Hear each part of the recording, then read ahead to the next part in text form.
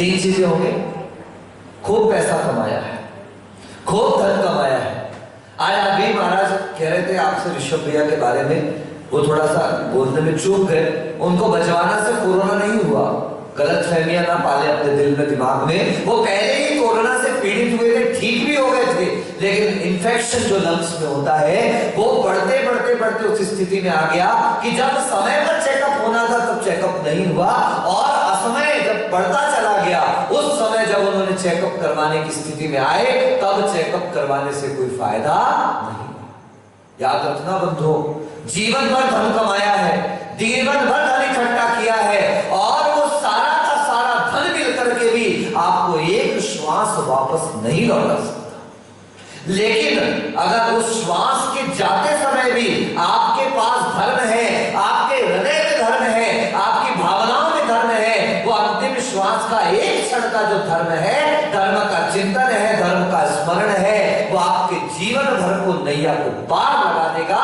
एक क्षण का धर्म ध्यान, एक क्षण के लिए धर्म की आराधना, एक क्षण के लिए धर्म का स्मरण। आज हमारे साथ हो क्या रहा है? हम धर्म का श्रवण तो बहुत कर रहे हैं। सुबह टीवी खोलो 5:30 बजे प्रवचन आ रहा है, सुबह टीवी खोलो 6 बजे प्रवचन आ रहा है, सुबह टीवी खोलो 7 बजे प्रवचन आ रहा है। आप सुबह देखो तो प्रवचन आ रहा है, आप दोपहर में देखो तो प्रवचन में आ रहा है, शाम देखो तो प्रवचन आ रहा है, रात को टीवी खोलो तो प्रवचन आ रहा है, आधी रात को टीवी खोलो तो भी प्रवचन। महाराज अच्छी तो बात है, पिक्चर तो पहले भी आती थी, मैच तो पहले भी आता था, अधर्म तो पहले भी आता था। बंधुओं सावधान, इकोनॉमिक्स का सिद्धांत है डिमांड एंड सप्लाई। क्या सिद्धांत है? बोलो बोलो बोलो। Demand and supply. जितनी ज्यादा सप्लाई होती चली जाती है, डिमांड उतनी कम होती चली जाती है। सुबह से लेकर शाम तक, शाम से लेकर सुबह तक, सुबह से लेकर रात तक, और रात से फिर सुबह तक। क्या करो? प्रवचन सुनो, प्रवचन सुनो, प्रवचन सुनो। अति सर्वत्र वर्जयेत। Excess is always harmful. जहां पर अति हुई, वो किसी भी चीज की हो, धर्म की भी अति हो जाए तो याद रखना कहीं ना कहीं नुकसानदायक हो जाती है। वर्तमान का दौर ऐसा ही चल रहा है। जब चाहो कीर्ति भाई आप मेरा मुंह बंद कर सकते हैं। ऐसे कैसे महाराज? टीवी बंद कर दो, रिमोट बंद कर दो, मोबाइल की बटन बंद कर दो, बैक बटन दबा दो। महाराज का प्रवचन अलग, मेरी वाणी आपके हाथ में है, मेरी वाणी का कंट्रोल आपके हाथ में है। कहते हैं कुएं का पानी, बोलो संत की वाणी जितनी दुर्लभ हो उतनी कीमती होती है। आज पानी तो सीधे सीधे घर पहुंच सेवा। इन औरतों से पूछो, पहले औरतें पनघट पर जाती थी। कहां जाती थी? बोलो ना। पानी भरने जाती थी, गुंडी लेकर के, मटके लेकर के, घड़े लेकर के। तालाब कम होते थे। इसका क्या संबंध महाराज? अरे बहुत बड़ा संबंध है। घर में लड़ाइयां कम होती थी, इसका क्या संबंध? बहुत बड़ा संबंध है। वहां पनघट में 4 मिलती थी, 4 मिली 64 किले, सब उड़ गए। सारा दिमाग का टेंशन भार पूरा कुएं के पनघट में उतार दिया। घर पे शांति रहती थी। अब तो क्या है? गैलनों से पानी बह रहा, सब उंगली पर है। पहले कपड़े धोते थे तो उसकी फट फट की आवाज में घर की खटखट की आवाज छुप जाती थी। अब तो सीधे वॉशिंग मशीन में डालो, 4 इधर स्पिन होगा, 4 बार इधर स्पिन होगा। परिणाम क्या है? घर में लड़ाइयां बढ़ गई, टाइम बहुत मिल गया। ये हाथ पहले पनघट पे जाती थी। आप विचार करना, घर में चक्की चलती थी, हाथ से आटा पीसा जाता था। 9 महीने तक वो महिलाएं काम करती थी। आज तो पता चल गया शी इज एक्सपेक्टिंग, अब गर्भ से है, बस बेड रेस्ट। क्या हो गया? Bed rest. बेड रेस्ट नहीं, बेड रेस्ट। परिणाम जच्चा भी अस्वस्थ है, बच्चा भी अस्वस्थ है। पहले के देखो, जाओ वो दाड़मचंद का परिवार देखियो, आखिरी में जाके 1 के 10, 10 के 10, पूरा आखिरी भरा पड़ा है। अरे हाँ, कहा जाते ग्वालियर नहीं, क्या कितने भाई हैं? 8 और 3 में थे ना पूरे 9 भाई 3 बहनें, cricket team plus extra player साथ में। तो अभी उनकी मां दमदार, खोड़निया के 5, ये 4 भाई और एक, तो अभी अम्मा अभी भी देखो दमदार है, और यहाँ तो एक बच्चे के बाद बस अब नहीं होता। ये हाल हो गया। क्या हाल हो गया आपका? 9 महीने तक महिलाएं काम करती थी, स्वस्थ रहती थी, और आज की औरतें पहले ही दिन से पता चला बेड रेस्ट। अरे सुनो, यही क्या है संत की वाणी और कुएं का, जितने दुर्लभ थे उतने कीमती थे। आज जब चाहोगे तब आपको मिल रहा है, और जितनी चीजें सुलभ हो जाती हैं। वहां से जा रहा था हिम्मतनगर से महसाणा, बीच में एक ट्रक मिला, ट्रक के पीछे लिखा था ज्यादा सुलभ बनो तो लोग शौचालय बना देते हैं। क्या सुलभ शौचालय होता है? ज्यादा सुलभ बनो तो लोग शौचालय बना देते हैं। आपको अपना आत्मसम्मान बरकरार रखना पड़ेगा, नहीं तो वाणी का काम खराब। एक दिन तो ये हाल हुआ, पहले सुबह 6:30 बजे जनवाणी चैनल पर या पारस पर सुनील सागर जी का प्रवचन आता था। मुझे याद है बहुत अच्छे से, हमारा परतापुर चातुर्मास चल रहा था, महाराज का शायद सूरत में चातुर्मास था। वहां के प्रवचन सुबह चैनल पर आते थे। हम 6:30 बजे जंगल के लिए जाते थे। एक लड़का जो जंगल में साथ में जाता था, उसका घर बीच रास्ते पर पड़ता था, तो वो रोज इधर आए तो मैं कहता था आया मत कर, हम तुझसे मिलेंगे और तू हमको लेते हुए चलना। तू हमको क्या ले जाएगा? हम तेरे को ले जाएंगे। अब देखिए प्रवचन चालू हुआ, मैं रास्ते से निकल रहा हूँ, टीवी सामने चालू, दादी बाथरूम के अंदर है। कहाँ है दादी? बोलो ना। दादी बाथरूम के अंदर है, बाहर टीवी में प्रवचन चालू हो रहा है, छोरा ब्रश कर रहा है, और जैसे ही महाराज ने कहा बोलिए आचार्य डैश डैश सागर जी महाराज की, और लड़का तुरंत थू। अरे ये क्या है? और तो और ये तो छोटी मोटी बात है, वो दादी तो बाथरूम के अंदर से आवाज दे रही है। बोलो ना, आगड़ी में क्या बोलो, जो भी बोलो तुम जानो, आवाज तेज कर दो। मुझे बड़ा आश्चर्य हुआ, तब से मेरा प्रवचन बहुत कम टीवी वगैरह पे आता है, मुझे बहुत डर लगने लगा। यहां मैं अपने गुरु के बोलूं जय, और सामने वाले बड़े धू खा रहे हैं प्रवचन देख रहे हैं, सो रहे हैं प्रवचन देख रहे हैं, लेट के प्रवचन देख रहे हैं, सोफे पर बैठ के प्रवचन देख रहे हैं, पैर फैला के प्रवचन देख रहे हैं, और पता नहीं क्या क्या करते हुए बाथरूम के अंदर क्या कर रही थी और प्रवचन सुन रही थी। प्रवचन नहीं, यह स्वाध्याय है, स्वाध्याय। वाचना प्रचनानुपेक्षाम्नाय धर्मोपदेशा। ये स्वाध्याय के 5 भेद बताए हैं। वाचना ग्रंथ को पढ़ना, प्रचना प्रश्नोत्तर करना, अनुपेक्षा मुहुर मुहुर चिंतनमितेनुपेक्षा, बार बार चिंतन करने का नाम अनुप्रेक्षा है। सुन लो, दीदी ने क्वेश्चन लिख लिया है। शुद्ध घोष उच्चारण कुछ नहीं आता, जो पाठ याद है उसी को पाठ शुद्ध करते चले जाओ, ये आमनाएं कहलाता है। और ये प्रवचन आदि जो है वो सब धर्मोपदेश। ये कोई धर्मोपदेश प्रवचन नहीं, आचार्य भगवंत ने इसको स्वाध्याय कहा। सोचिएगा, विचार करिएगा, ये सारी चीजें जो आज आपकी हो गई हैं, ये आप सच में धर्म ही कर रहे हैं या धर्म की नौटंकियां चालू हो चुकी? हमारा स्थान हमने कैसा बना लिया, कैसे उपदेश करना, कैसे क्रिया करना। बंदो याद रखना, धन कितना भी कमा लो, गुरुदेव कह रहे हैं धन दे तन को राख। अभी जरा सा पता चल जाए ऐसी ऐसी समस्या, तुरंत हॉस्पिटल डॉक्टर ने कह दिया सुनो सुनो सुनो सीटी स्कैन करवाना पड़े। एक बार भी आपके पीछे से सोचोगे, सीटी स्कैन करवा दिया। डॉक्टर कह रहा है एमआरआई करवाना है, एमआरआई करवा दोगे, आप तो रेफर करो अहमदाबाद, अहमदाबाद ले जाने को तैयार हो जाएंगे। आप तो कितना भी पैसा होगा खर्च करने को तैयार हो जाओगे। सत्य है कि असत्य? बोलो, सच है। धन दे तन को राखिए। गुरु कह रहे हैं कि पैसा इसलिए कमाया है कि तन सुरक्षित रहे, और अगर तन स्वस्थ नहीं है तो ऐसे धन का कोई मूल्य। लेकिन हम धन पे कैसे डिपेंड है? देखो पहले गरीब थे साहब, पैदल चलते थे, नुकसान भी कम था, गिर गए तो छिल जाएगा बस, ज्यादा से ज्यादा और क्या होगा। धीरे धीरे पैसे की वृद्धि हुई, पैसा बढ़ा, आदमी पैदल से बाइसिकल पर आया। किस पर आया? बोलो बोलो ना। कितनी बार धक्का मारना पड़ता है। आचार्य विमल सागर को याद करो। बोलो पैदल से किस पर आया? बाइसिकल पर आया। तो दो पैर से चलती साइकिल नहीं, बाइसिकल। अब साइकिल पे चलता था, हार्ट अटैक कम आते थे, घुटनों में दर्द कम होता था, कमर में दर्द नहीं होता था, साइटिका की शिकायत कम होती थी, कई प्रकार की बीमारियां कंट्रोल में रहती थी, क्योंकि साइकिल चलाने में सारे शरीर की एक्सरसाइज हुआ करती थी। व्यक्ति स्वस्थ था, मस्त था, प्रशस्त था, आनंद था, भोगता भी था पर स्वस्थ रहता था। और पैसा बढ़ा, पैसा बढ़ा तो साधन बढ़े, साधन बढ़े तो बाइसिकल की जगह सबसे पहले है लूना सुपर। क्या है? बोलो ना।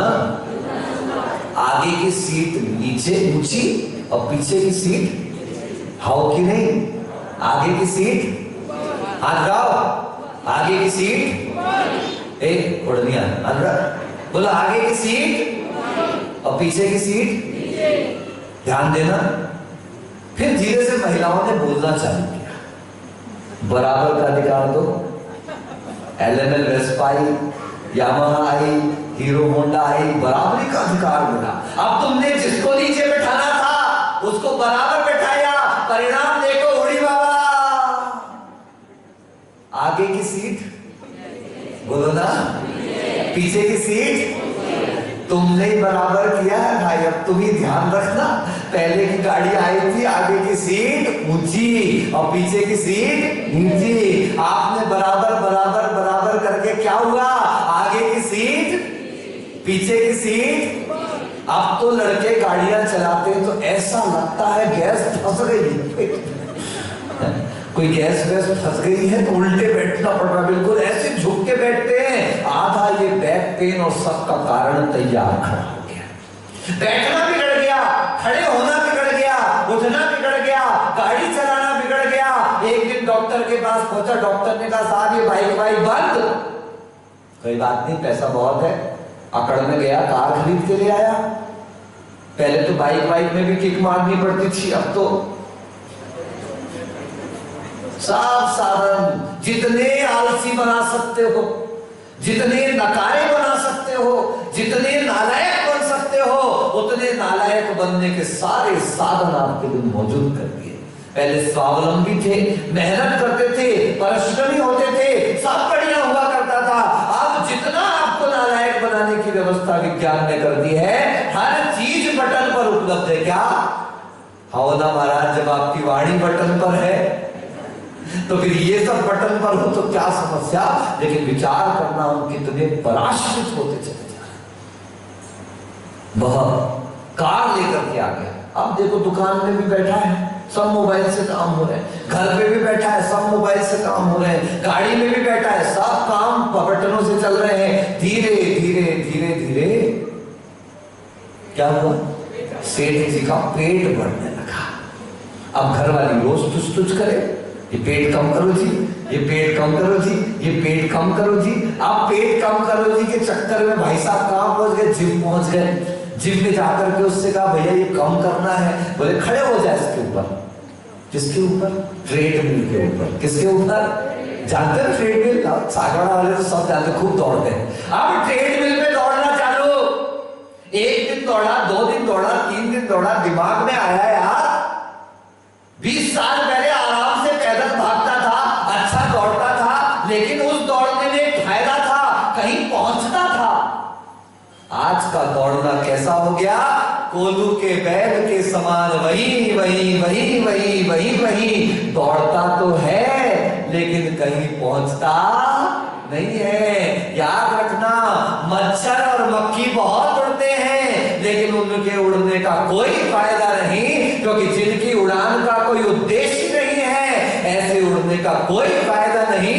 पहले पैदल चलते थे, दौड़ते थे, भागते थे, शरीर स्वस्थ रहता था, परिणाम स्वस्थ रहते थे और घर परिवार का वातावरण स्वस्थ रहता था। अब सब बटन, मशीन और इन सब चीजों में हो गए। पराश्रित जीवन धीरे धीरे फ्रस्ट्रेशन क्रिएट होता चला जा रहा है। इसलिए गुरुदेव कहते थे धन दे तन को राखिए। बंधुओं, धन जाता है चला जाए, लेकिन शरीर नहीं जाना चाहिए। दूसरी बात, धन दे रखिए लाज। अकबर बीरबल के यहां गए क्योंकि बीरबल ने ऐसा प्रशंसा करी थी अपने भोजन की, अपनी पत्नी के हाथ के भोजन की। आपको पता होगा बीरबल का ओरिजिनल नाम महेश दास था। वे एक उच्च कोटि के ब्राह्मण थे, अत्यंत विद्वान व्यक्ति था और किसी कारण से वो अकबर को पसंद आ गया और अकबर ने उसको अपनी राजसभा में मुख्यमंत्री के रूप में रख लिया। नाम रखा बीरबल। बीर का मतलब बुद्धि, जिसकी बुद्धि में ताकत है उसे बीरबल नाम देकर के अपनी राजसभा के रत्नों में शामिल किया। एक बार बीरबल ने कुछ भोजन जो लेके आए थे वो अकबर को चखने मिल गया। बस मुझे तो ये भोजन पूरा करना है महाराज, इसके लिए घर पे आना पड़ेगा। क्योंकि अकबर ने एक बार प्रश्न किया था कि सब होते हुए भी बेस्वाद लगता है, ऐसा कैसे हो सकता है? बीरबल ने कहा महाराज मैं आपको बता दूंगा। निमंत्रण किया गया, घर बुलाया गया, जोधाबाई साथ में आई। अब जोधाबाई जब साथ में आई तो रास्ते पे दोनों चले जा रहे थे। आगे आगे जोधाबाई, पीछे पीछे बीरबल और सबसे पीछे अकबर। अकबर को थोड़ा कौतूहली तो थे, दिमाग में घंटियां वंटियां बजती रहती थी उनके। अकबर ने बीरबल के पीठ में चोटियां दी। क्या किया बोलो ना, चोटियां रहते ना, नोच दिया। बीरबल ने बोला बदला तो निकालूंगा। बीरबल ने जोधाबाई को चोट मार दिया। जोधाबाई ने एक रपेट खींच करके बीरबल को मारा। बीरबल पलटे, एक रपेट खींच करके अकबर को मारा। एक गुस्ताखी करता है, नहीं महाराज आपने चिट्ठी भेजी थी उसका जवाब आया है। क्या आपने चिट्ठी भेजी थी उसका, बोलो ना क्या आया है? हाँ, ये धर्म का सिद्धांत है, जैसा करोगे नहीं मॉडिफाइड होके मिलता है, ऐसे भी नहीं मिलता, मॉडिफाइड होकर के मिलता है। अब जोधाबाई का दिमाग तो खराब था ही। घर पहुंचे, जैसे ही घर पहुंचे, क्या भोजन बना है। जोधाबाई से रहा नहीं कि अकबर बीरबल को पता था यही होगा। जोधाबाई धड़ धड़ धड़ सीधे घर के अंदर, चौके के अंदर ये सिर ठोक के खड़ी हो गई बीरबल की घरवाली। ये मुसल्ली मेरे घर में घुस गई, मेरे चौके में घुस गई, ये मांसाहारी है, मेरे चौके में कैसे घुस गई, बाहर चल। ऐसे मन में विचार, ऐसे खतरनाक हाव भाव देखकर जोधाबाई बाहर तो आ गई, लेकिन दिल में ऐसा लगे जैसे किसी ने भाले चला दिया। अब वो ब्राह्मणी थाली बाहर लेकर के आई, एक से एक 56 प्रकार के पकवान बनते। अकबर ने तो बढ़िया खाया। जोधा भाई अरे रसगुल्ला तो वही था, कचौड़ियां तो वही थी, पुड़ियां तो वही थी, सब्जियां तो वही थी, फिर अकबर तो जब ले लेके आनंद से खा रहा है। जोधा भाई ऐसा लग रहा है जैसे कि जहर मुंह में रखा जा रहा है। भोजन पानी हो गया, घर आए। अकबर देख चुका था कि जोधाबाई कुछ नाराज है। कहते जोधाबाई से क्या हुआ, इतना अच्छा भोजन? बोले काहे का अच्छा भोजन है, ऐसा लग रहा था जैसे मुंह में आग लग रही हो। बीरबल बाहर ही खड़े थे, अंदर आ गए, बोले गुस्ताखी माफ। अकबर से कहते हैं महाराज यही बात है कि सब कुछ अच्छा हो लेकिन मन खट्टा हो तो भोजन कभी भी अच्छा लगने वाला।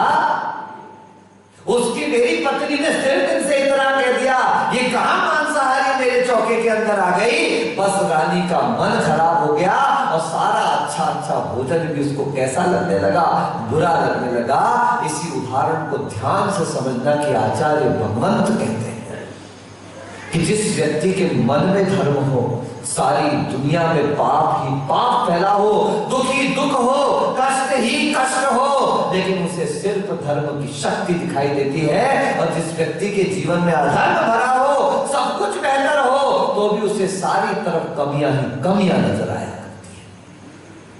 आपके पास बहुत धन है, बहुत धन है, बहुत धन है, लेकिन कोई आपको बैठ जाना, तेरा पैसा तेरे घर पे, यहां पे जमीन पे बैठना पड़ेगा, आपके अहंकार पर चोट लग जाएगी। आप मरना पसंद करोगे, आप भूखे रहना पसंद करोगे, लेकिन बेइज्जती के साथ दिया गया भोजन आपको स्वीकार नहीं होगा। देख लो मुनिराज भिक्षा वृत्ति से चौकों में जाते हैं। किससे जाते हैं? भिक्षा मतलब दुनिया में मांगना कहा जाता नहीं। हमारे जैन आगम में कहते हैं भिक्षा वृत्ति का अर्थ दो प्रकार से लेना, गोचरी वृत्ति और सिंह वृत्ति। कैसी? इसका अर्थ गोचरी वृत्ति का अर्थ दीनता नहीं और सिंह वृत्ति का अर्थ क्रूरता नहीं। वो गोचरी वृत्ति के साथ जाते हैं, भोजन मांगने नहीं जाते, भोजन करने जाते हैं, मगर इस भाव के साथ जैसे गाय अमीर गरीब नहीं देखती, गाय ऊंच नीच नहीं देखती, गाय के मन में पक्षपात नहीं होता, वो किसी के भी यहाँ से प्रेम पूर्वक उस भोजन को स्वीकार करती है। ऐसे ही मुनिराज भी मात्र अपनी विधि आदि का ध्यान रखकर, सच श्रावक का ध्यान रख करके सहज रूप से अमीर गरीब ऊंच नीच किसी का भेद न करते हुए उनके आहार करने जाते हैं। यह गोचरी वृत्ति कहलाती है, दीनता नहीं। लेकिन गोचरी वृत्ति के साथ सिंह वृत्ति भी कही, जो दोगे वो स्वीकार किया जाएगा, मांग कर भिखारी बनकर स्वीकार नहीं किया जाएगा, दीनता दिखाकर स्वीकार नहीं किया जाएगा। शेर मर जाएगा लेकिन किसी का फेंका हुआ भोजन स्वीकार नहीं करेगा। हमने देखा है सर्कस में भी शेर को रखा जाता है, मेलों में भी शेर को रखा जाता है, लेकिन उनको भोजन मरा हुआ नहीं दिया जाता। शेर कभी भी मरा हुआ भोजन स्वीकार नहीं करता।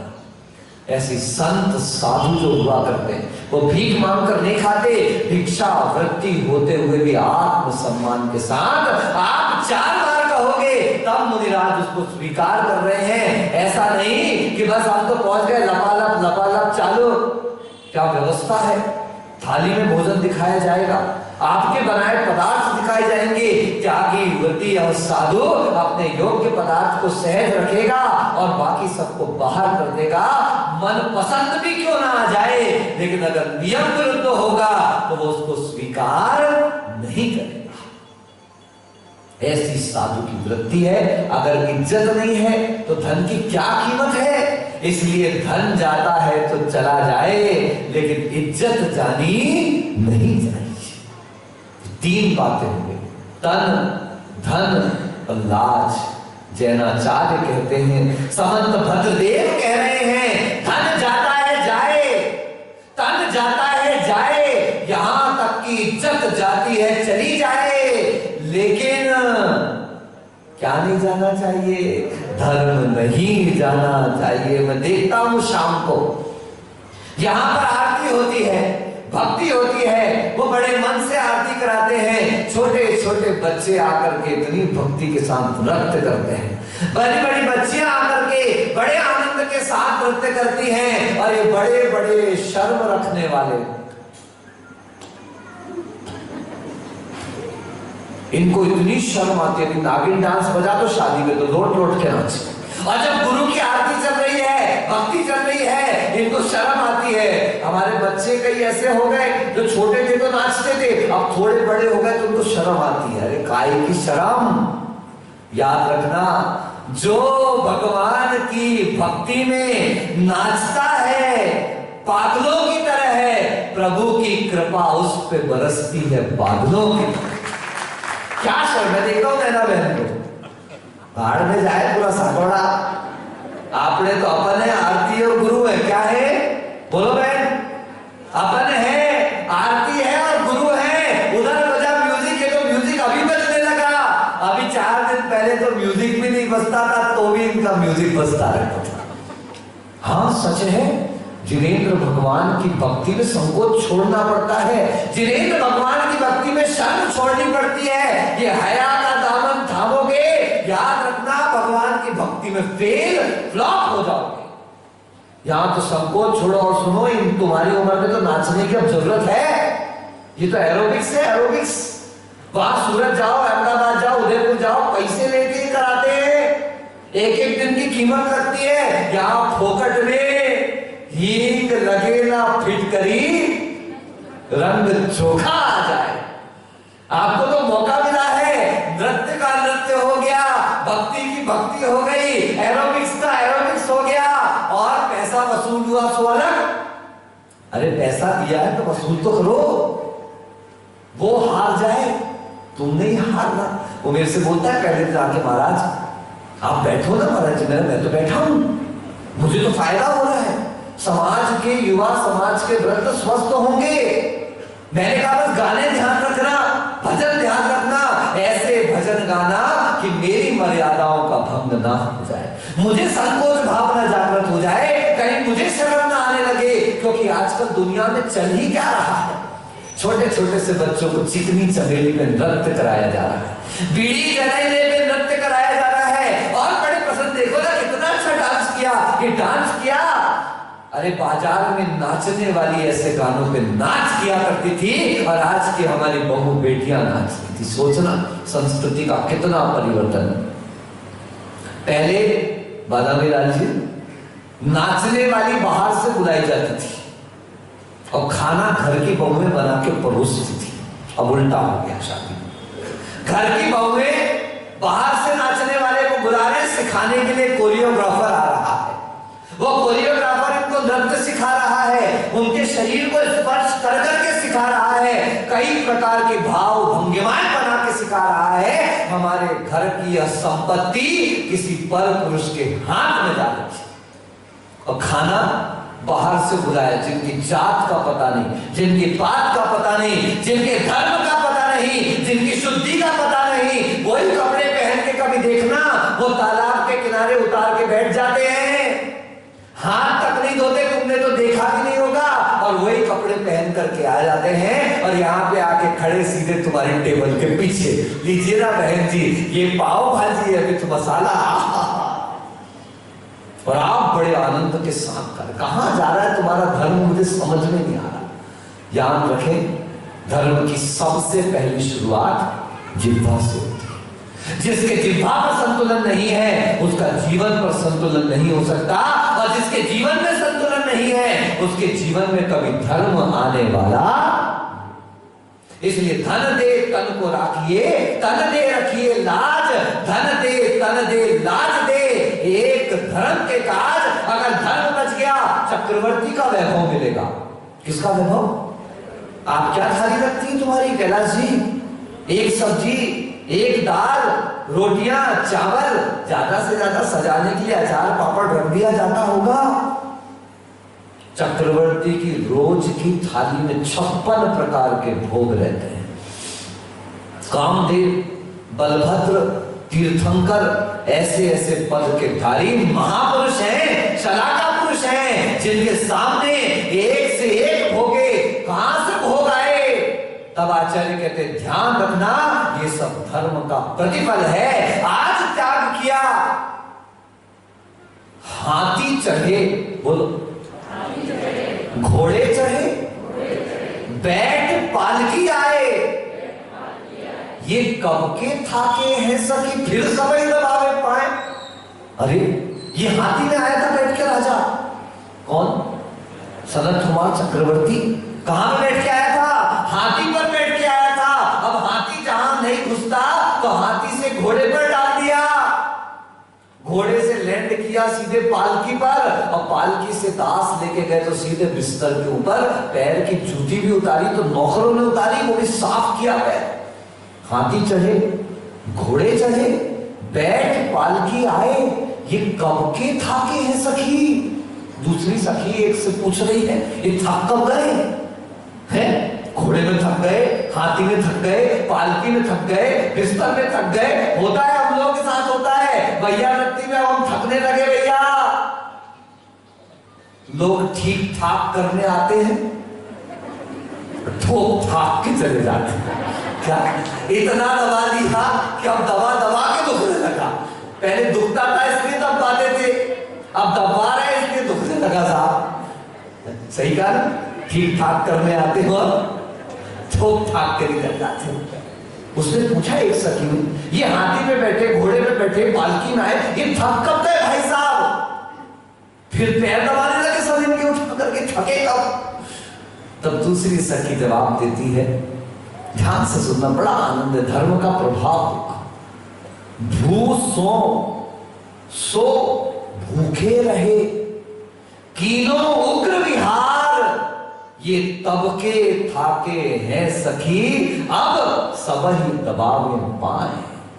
भूसो, घर पे मखमल का बिस्तर था, डबल बेड था, डल्ला क्या था, डनलप लपलप, जैसा लपलप होता रहता ऐसा डनलप था।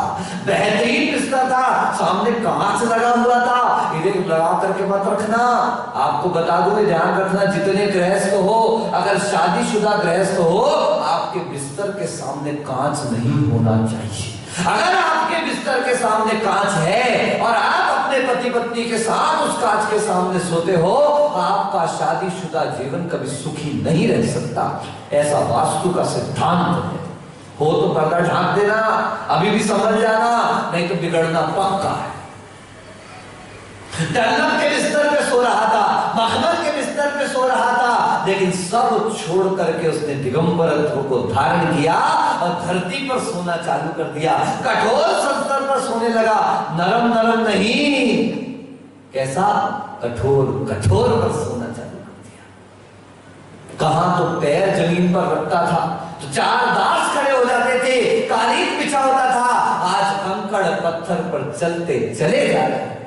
अरे सरसों का दाना जिनके बिस्तर पे चुभता था, मोक्ष के प्रेमी हमें धरती पे पड़ते देखे। वो सुकुमार मुनि जिनके बिस्तर पर राई का दाना भी उनको चुभ जाता था, वही जब मुनि बन के निकले तो कांटों पे चल रहे हैं, कंकड़ पे चल रहे हैं, पत्थरों पे चल रहे हैं, कई प्रकार के कष्ट सहन कर रहे हैं, पैरों से रक्त की धार बही जा रही है, कोई फर्क नहीं पड़ता। ऐसा कठिन कठिन उपसर्ग सहन किया और घर में भोग की लाइन लगी थी। लेकिन सुनो, वे 56 भोग छोड़कर आज नीरस भोजन कर रहे हैं, नमक नहीं ले रहे, कोई मीठा नहीं खा रहा, कोई घी नहीं खा रहा, कोई तेल नहीं खा रहा, कोई सब खा रहा है, कोई ये नहीं खाऊंगा वो नहीं खाऊंगा। इस प्रकार से कई प्रकार के संकल्प, अष्टमी का उपवास, किसी के 14 का उपवास। देखो वो बैठे उज्जैन में हमारे आराध्य सागर जी महाराज 1.5 साल तक उपवास चलेंगे। कितने साल तक? 557 उपवास, उसमें कुछ 70-72 पारणाएं संपन्न होंगी। धन्य है ऐसे तपस्वी, हाथ जोड़कर बार बार नमस्कार करो, हम नहीं कर पा रहे हैं, हे भगवान नमोस्तु, जो कर रहा है उस करने वाले की अनुमोदना करो। तपस्वी सम्राट थे सन्मति सागर जी महाराज, 20 साल तक सिर्फ मट्ठे पर अपना जीवन गुजारा। और ऐसा नहीं मैं तो खा पी के आ जाऊंगा, अरे चौके में 10 साधु हैं तो जब तक सबकी थाली नहीं रख जाएगी तब तक महाराज आहार करने खड़े नहीं होते थे। बोलते थे मैं तो खटखट खटकर मट्ठा पी जाऊंगा, ये बेचारे सोचेंगे महाराज का आहार हो गया, इसलिए तब तक इंतजार करते थे। चारित्र चक्रवर्ती गुरुवर आचार्य शांति सागर जी महाराज ने अपने जीवन के 70% हिस्से को किसमें गुजार दिया? सिर्फ उपवास में गुजार दिया। अरे चलो वो तो बड़े बड़े साधु आज के समय में देखो, प्रसन्न सागर जी मुनिराज संदेश करने, और उपवास कीमती नहीं है बंधुओं, उपवास के साथ मौन का पालन करेंगे, उपवास के साथ एकांत में निवास करेंगे, किसी को देखेंगे नहीं, किसी से मिलेंगे नहीं। हम धन्य हैं, पंचम काल में ऐसी साधना कर नहीं रहे। अरे सुनने तो मिल रही है, कोई आश्चर्य नहीं कि चतुर्थ काल गया गया, ये कोई चतुर्थ काल से कम है क्या? ऐसे काल में भी ऐसे तपस्वी साधु गुरुवर आचार्य विद्यासागर जी महाराज आज 54 साल गुजर गए, नमक नहीं खाया, 54 साल गुजर गए, मीठा नहीं खाया, मीठे का सब्स्टिट्यूट भी नहीं खाया। मैं तो मीठा छोड़ता हूं तो गुड़ खिलाने लगते हो, गुड़ छोड़ता हूं तो मुनक्का खिलाने लगते हो, मुनक्का छोड़ता हूं तो किशमिश खिलाने लगते हो। मैंने पिछले साल नमक छोड़ा तो हमारी बहन जी जमा खार लेकर के आ गई है। आचार्य महाराज आज 54 साल गुजर गए। बंधुओं कभी चटाई का प्रयोग नहीं किया, ठंड में भी वैसे ही उघाड़े उघाड़े बैठे रहते हैं। सच में धन्य है हम लोग, हमने जिस शासन में जन्म लिया है, इस जैन धर्म में जन्म लिया है। कोई कहता है ताजमहल आश्चर्य है, कोई कहता है कुतुब मीनार आश्चर्य है, कोई पीसा के मिस्र के पिरामिड को आश्चर्य कहता है। मैं तो कहता हूं इस पंचम काल में अगर विश्व में कोई आश्चर्य है तो वह दिगंबर मुद्रा को धारण करने वाले श्रमण। और क्या आश्चर्य, वो तो पुद्गल है, जड़ है। अरे एक से एक बन जाएंगी, लेकिन भौतिकता की चकाचौंध में सब तरफ साधनों के बीच में जो ऐसे दिगंबरत्व को धारण कर रहे हैं, निर्ग्रंथ साधना के मार्ग पर चल रहे हैं, अरे याद रखना वकील साहब, घर में बनियान भी फट जाती है ना, तो वकीलन आंटी क्या करती है, उसको भी मोचे ले लेते हैं। मतलब एक बनियान का राग भी छोड़ना कितना कठिन है, और यहाँ घर परिवार शरीर संबंध सारे राग छोड़कर इस वीतरागता के मार्ग पर चले हैं, क्योंकि वे धर्म की शक्ति से परिचित हैं, धर्म की शक्ति को जानते हैं। आज कितनी भी तकलीफ हो, देख लेना सारे साधुओं के चेहरे पर क्या मिलेगी, आपको मुस्कुराहट मिलेगी। गुरुदेव ने कहा था कि बेटा जब साधक आपके सामने आए, कितनी भी तकलीफ में रहना, मगर उसको देख के मुस्कुरा देना, ताकि उसको ये ना लगे अरे ये सब तो साधु बन के दुखी है, कष्ट में है, परेशानी में है। जब भी श्रावक आए तो उसको एहसास हो जाए, उसको जलन हो जाए, उसे बुरा लगे मैं घर में भी दुखी हूं और यहां भी सुखी है, ये नंगे भी आनंद में है, मैं कपड़े में भी दुखी हूं। ऐसा एहसास आपके व्यवहार से श्रावक को हो जाना चाहिए। ये धर्म की शक्ति है।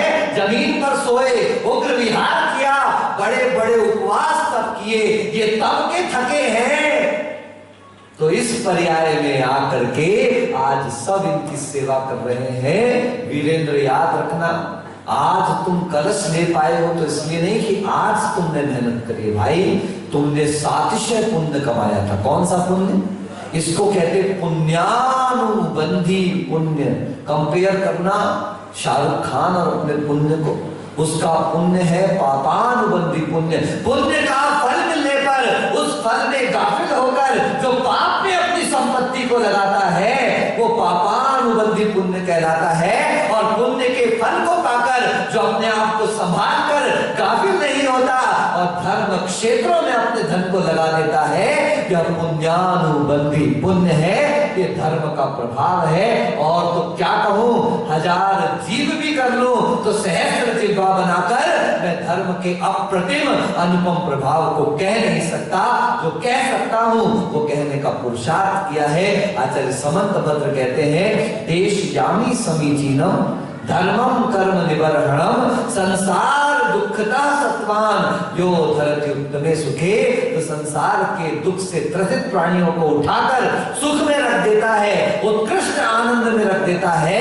ऐसे सभी प्राणियों के लिए मैं समीचीन धर्म का वर्णन क्रमशः करता चला जाऊंगा। इन्हीं भावनाओं के साथ हमारा भी श्रद्धा, हमारा विश्वास धर्म की उस शक्ति पर दृढ़ता के साथ बनता चला जाए।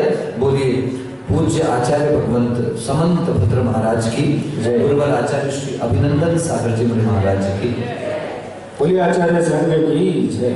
आज शुक्रवार है, परसों रविवार को प्रातःकालीन कक्षा